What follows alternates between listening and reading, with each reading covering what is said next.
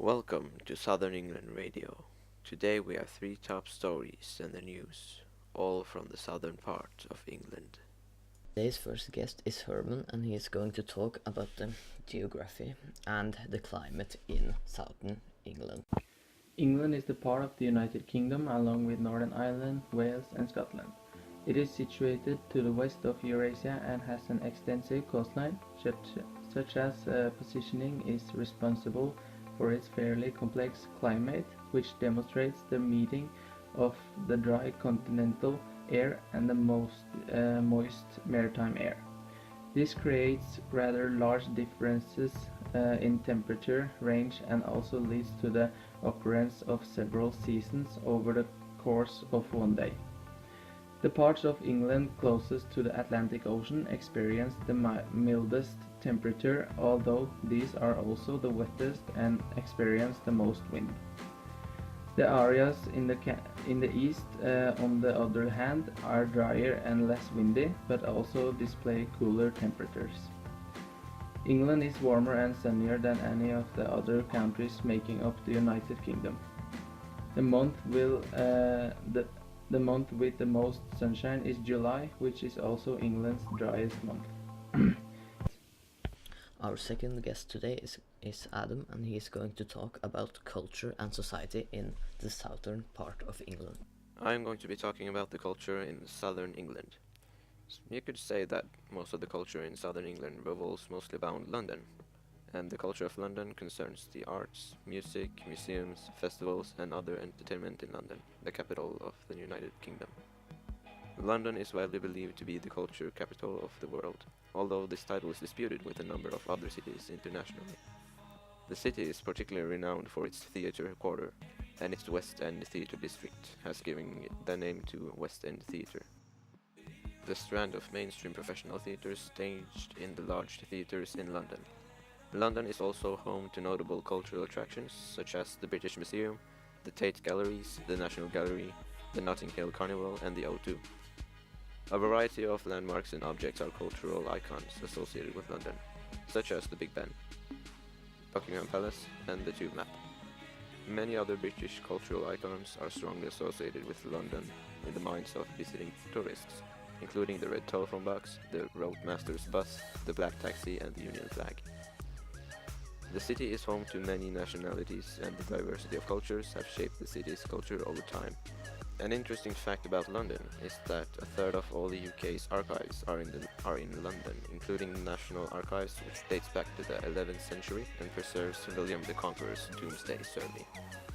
Some of the inspiration that London has given, you could say the most notable is Mumbai, whose infrastructure and transport system is modeled on London's.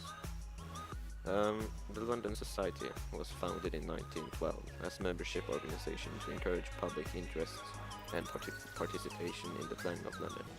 The Society's foundation was thus contemporary with the birth of town planning as a formal profession. The first chairman was the eminent architect Sir Aston Webb, and early committee members included architects Barefoot Pite, Raffles Davison, Edwin Lutyens, and Reginald Bloomfield. The town planner Raymond Unwin, the artist Frank Brangwyn, and the publisher J.M. Dent. Its founders envisioned a combination of a civic amenity society, a preservation lobby, and an urban think tank. For example, the society took an early interest, maintained to this day, in transport matters.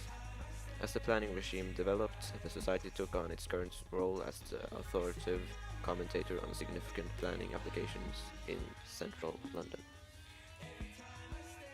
In short, the culture and society in England the South revolves mostly around London, as one could imagine. This of course is not odd at all, since London is in fact the capital of England. It's bound to receive a lot of attention, especially when it comes to culture, because of all the tourists. Or, you could say, society. In addition, since it is in fact the capital of England, you would expect a great deal of diversities in both culture and society. Now over to Aaron with the news. The British gas company Centrica says the average residential gas consumption is 21% lower in the first 10 months of 2014 than in the entire previous year. Centrica has issued profit warnings and blames a range of factors, including warm weather, which reduced sales of gas and electricity in the UK, and problems with nuclear power stations. The TS Royalist brig will sail into Portsmouth for the final time on Tuesday for a farewell ceremony. More than 30,000 cadets have sailed with Marine Society and Sea Cadets flagship since it was built in 1971.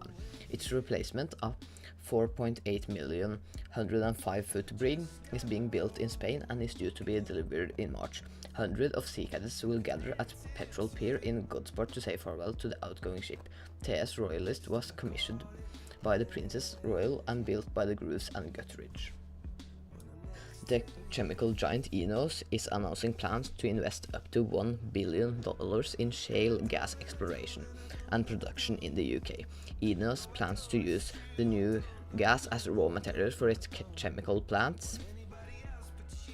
A British company builds a 3D printable robotic hand. The company has combined 3D printing and 3D scanning to make the hand.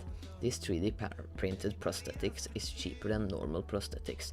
The development is significant because it means that sophisticated prosthetics hands could start to become affordable. Around £2,200, the ones currently available. Do not use such relatively cheap techniques, cost anything from £10,000 to £70,000. A fifth of the callers to the Devon and Cornwall Police 101 service are having to wait more than 20 minutes to get through. A report has found that this led to thousands of callers hanging up because of the wait time. The 101 number is used to report offences such as vandalism and drug dealing. Our last topic is the history of Stonehenge with Akon. The history of England stretches as far back as 500,000 years ago when the first people started to settle down there. And since then, many things have occurred. From when Julius Caesar took over 1/3 of the country with his Roman army, to the 100-Year War between France, and to the Second World War, where almost all of London was destroyed in bomb attacks by the Germans. England is full of history, but I will only focus on one specific event, the Stonehenge. The Stonehenge is a prehistoric monument which was built for over 5,000 years ago. It is located in Wiltshire and is considered to be the most important monument in all of England due to its long age. Today, the Stonehenge is only the remains of what used to be a ring of standing stones, and is believed to look like this when it was complete. Today, people all over the world come to see it and not at least try to understand why it was built. Many theories have been raised, but no one truly knows to this day why they actually built it. Another question many geologists actually wonders about is how they really made the Stonehenge, because each stone weighs over 4 tons, and to think that they actually managed to raise a stone only by using raw power that weighed 4 tons is extraordinary to think about. The Stonehenge is one of the world's greatest wonders and will continue to be so in the future. Thanks, that's all for today. Make sure to check back for our next show.